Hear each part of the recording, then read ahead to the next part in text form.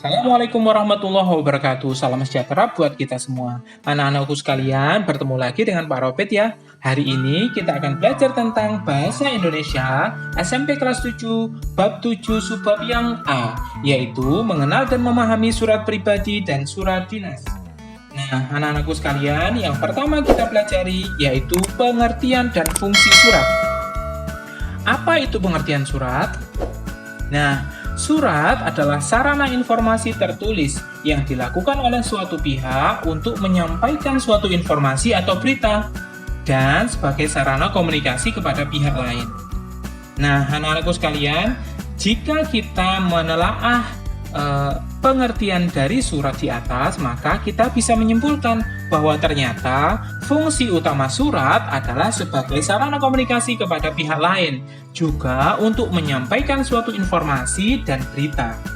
Lalu, pertanyaannya adalah, bagaimana dengan media sosial? Saya yakin kalian sudah familiar dengan media sosial seperti pada tampilan di atas, misalnya WhatsApp, Facebook, YouTube, Instagram. Bukankah aplikasi media sosial ini mempunyai fungsi yang sama dengan surat, yaitu sebagai sarana komunikasi, sebagai alat untuk mencari informasi dan juga berita? Jawabannya betul sekali. Media sosial memang mempunyai fungsi yang sama dengan surat. Akan tetapi, ternyata ada beberapa hal di dalam surat yang tidak bisa dilakukan media sosial berkenaan dengan fungsinya. Nah, itu kenapa kita akan belajar berikutnya tentang fungsi sampingan surat. Ini adalah fungsi yang tidak bisa dilakukan media sosial, akan tetapi bisa dilakukan oleh surat. Yang pertama, yaitu dokumentasi tertulis. Contohnya surat perjanjian. Dalam hal surat perjanjian, tentu masih menggunakan surat, tidak bisa kita menggunakan media sosial. Sementara, apalagi kalau surat perjanjian itu bermaterai ya. Sementara yang kedua adalah alat pengingat untuk objek yang telah terlupakan. Yang ketiga, bukti historis, contohnya teks proklamasi atau perjanjian-perjanjian. Misalnya dalam sejarah itu ada yang namanya perjanjian antar negara. Itu tentu harus menggunakan surat tertulis. Tidak bisa kita hanya menggunakan media sosial. Yang keempat adalah surat jaminan. Surat jaminan contohnya adalah surat pinjaman. Sama halnya kayak kita misalnya pinjam uang ke bank, maka bank akan minta jaminan. Biasanya adalah surat rumah. Itu contoh dari surat jaminan. Sementara yang kelima adalah surat promosi atau sarana promosi. Nah, itu adalah fungsi sampingan dari surat yang belum bisa dilaksanakan atau belum bisa digantikan oleh media sosial. Berikutnya kita akan belajar tentang surat pribadi.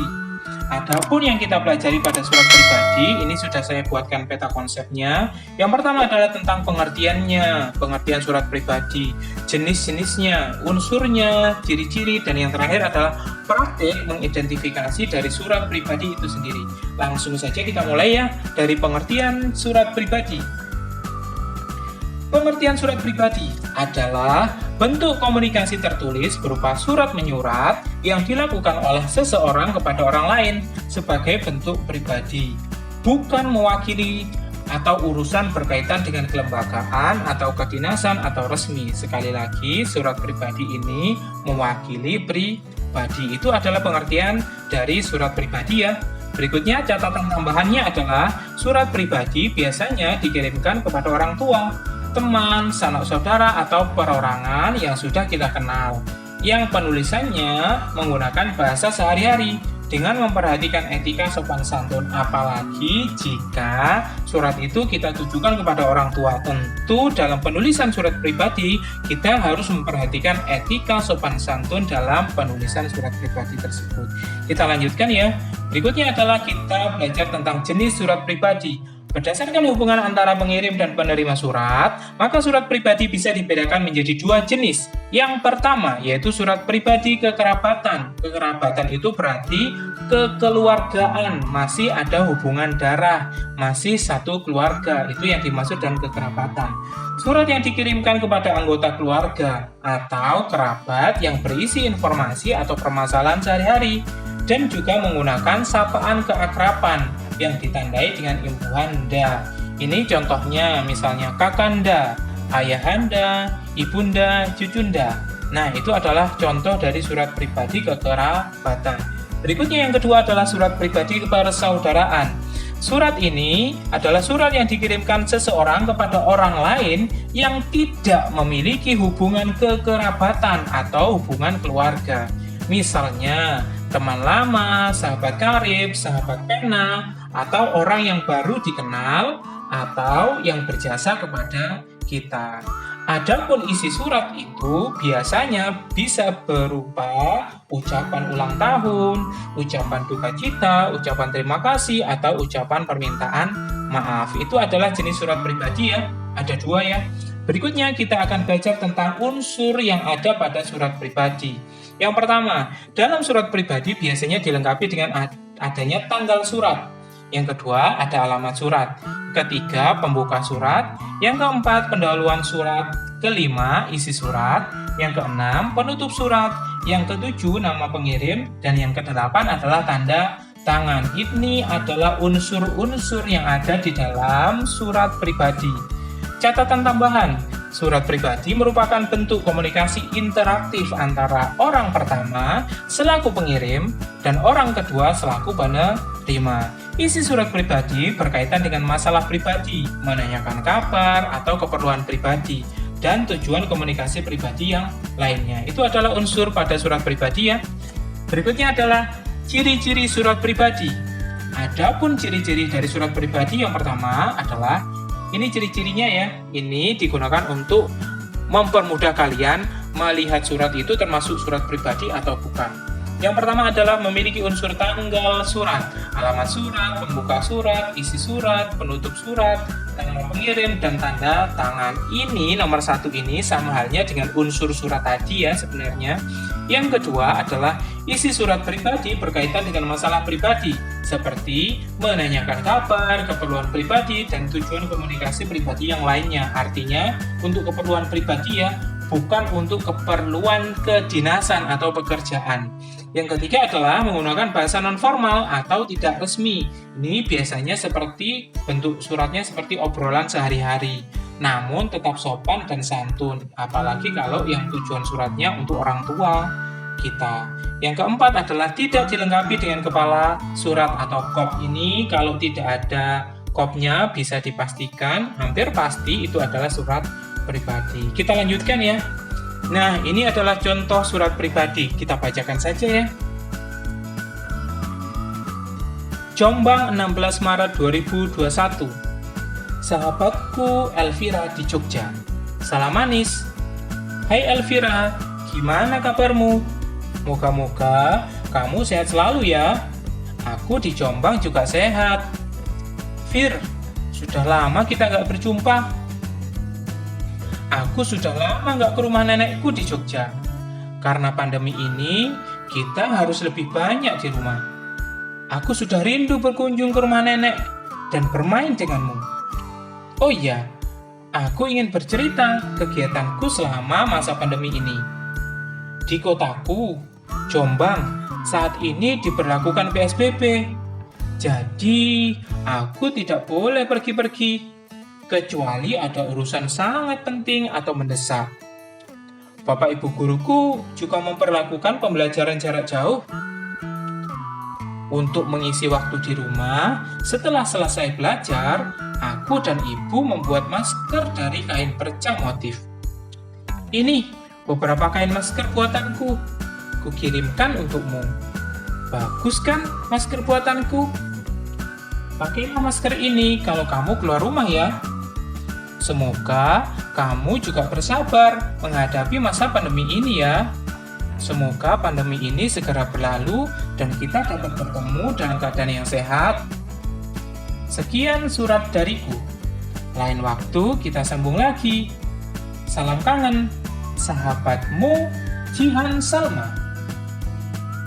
Nah, itu adalah contoh surat pribadi ya. Sekarang kita praktek mengidentifikasi dari contoh surat pribadi yang sudah kita baca.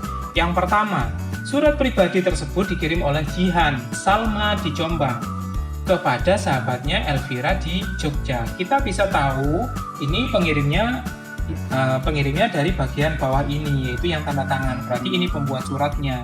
Dikirim oleh Jihan Salma di Jombang kepada sahabatnya Elvira di Jogja.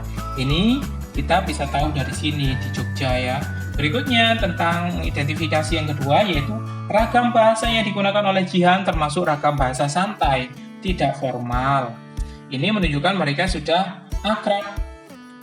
Nah, seperti yang saya sampaikan tadi, bahasa yang ada di surat pribadi ini seperti seolah-olah sedang mengobrol gitu ya.